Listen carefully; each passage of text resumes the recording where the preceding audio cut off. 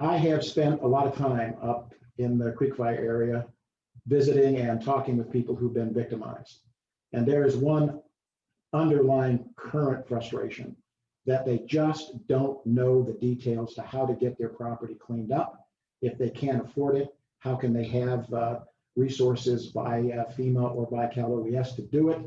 And there is a great deal of questioning, a lot of guessing, second guessing, but an awful lot of frustration. Last time I was up there, I stood on a little hillside at Big Creek with a resident and overlooked her completely burned down home.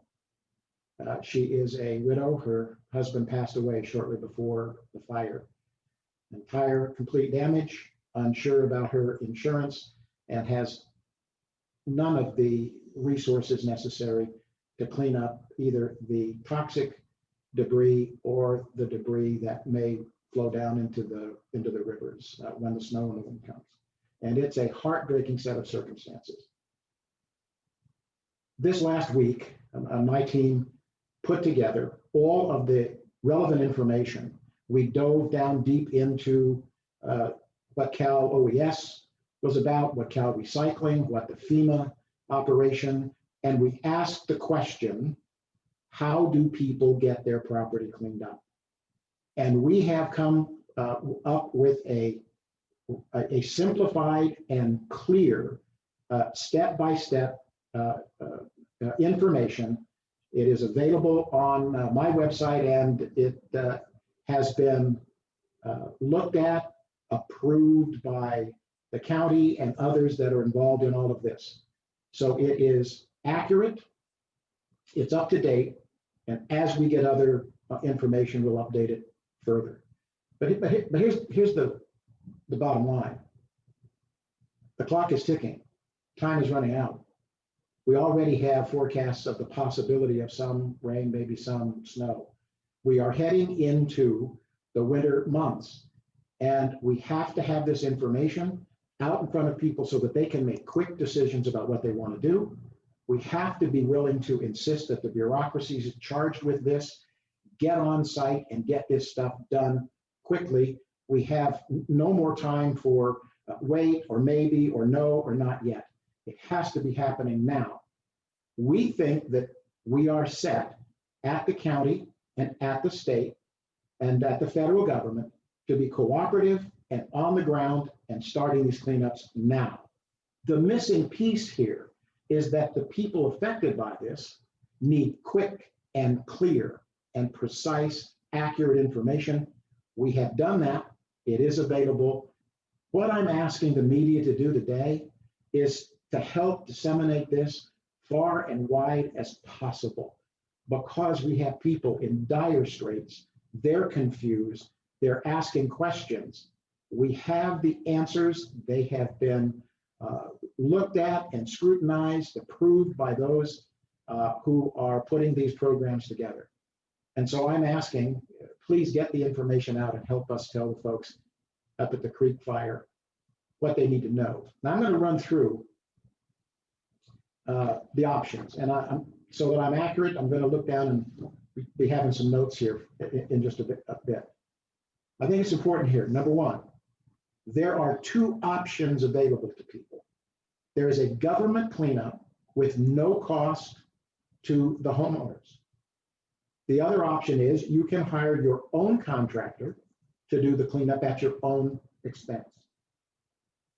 If you have insurance and you still want the government to clean up, you can do that too. And here's how you do that.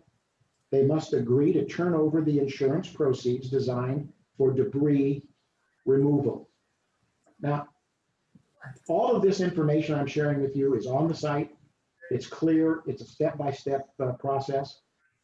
It has been vetted by the Fresno County. In fact, we were working yesterday jointly to help the county, and they were helping us in putting this information together. So a lot of what you're seeing on the Fresno County website was stuff that we were working on, preparing and sharing with Fresno County, and they're sharing back with us. The information is precise. It is available in several places, my site included, as well as the Fresno county site. But here are the details of the 2 phases. This is important. So many of the people up there are concerned that they have asbestos or other toxic stuff. They don't know really where to turn. So this is really important. The rapid cleanup of hazardous waste. The government will clean it up. They'll begin in the first week of November for everyone with homes destroyed in the creek fire. And there is no out-of-pocket expense. That's really important. Those in the creek fire, if your home burnt down and you're worried about getting the toxic waste out of there, help is on the way and it will be no cost to you. You don't have to sign up for anything. Under phase 1, if your home burnt down, you should be on the county's registry. If you're on the county's registry, this will be done automatically for you at no cost. You need to make sure, go to the website of the county to make sure that your home is on their list of destroyed homes. We have a link for that if you want to help share it as well. Now, if people want to opt out of this, you can use your own licensed contractor. You can pay for the cleanup yourself if you so desire. Now that's phase 1. We've got to get the toxicity out of the debris. Then there's the second phase. This is the debris removal. This is really important because we've got to get this removal out. We've got to get it quick so that when the rains and the snows come and we get the mudslides, we don't see this debris heading down into the San Joaquin River watershed or the Kings River watershed. It's going to create a lot of hazards and a lot of dangers. This phase 2 is going to start in mid-December. They will remove, transport, and properly dispose of all burnt debris, ash, and contaminated soil, recycled concrete, and metal. If you don't have insurance, this will be yours with no cost. If you have insurance and you want to use the government cleanup, you can, but people must know they need to agree to give the debris removal portion of their insurance payout back to the agencies.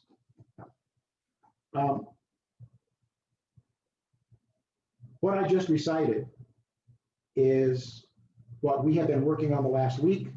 We have put together a simple and step-by-step link with all of this information.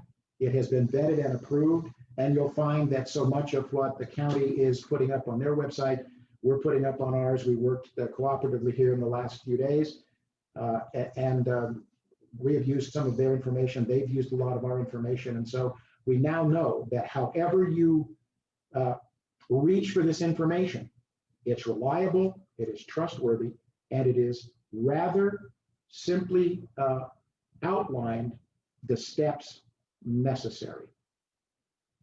I'm going to close with this. If you have questions,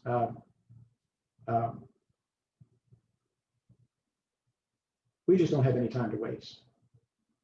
We were set back a little bit because of some of the errors and the mistakes that FEMA might have made, having to work across all of these bureaucratic lines, but we just don't have any time anymore. And so my office, along with many of the residents up in the Creek Fire, we've been in contact, we've been working hard together, and we've been trying to put this information out. Please help us disseminate this. This is going to be life-saving information. People need to understand it, have it readily available from all sources of information on the media sites. If you could get this information out, we're going to do a lot of social media. All of these things are really important. A great big warning here. If you started this work on your own out of desperation and nowhere to turn, and you want the government cleanup, you got to stop now because you may be disqualified from the government help. And if that's been the case, call the county, let them know what you've done.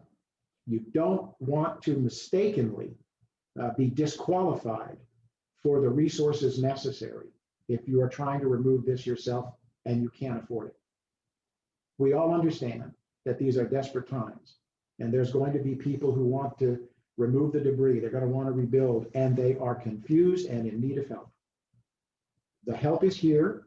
The confusion can end, and we're asking the media and others to pass this information along, make it available everywhere, share it and reshare it, because now is the time to get these debris piles cleaned up and removed before the heavy rains and the snow. The time is running out.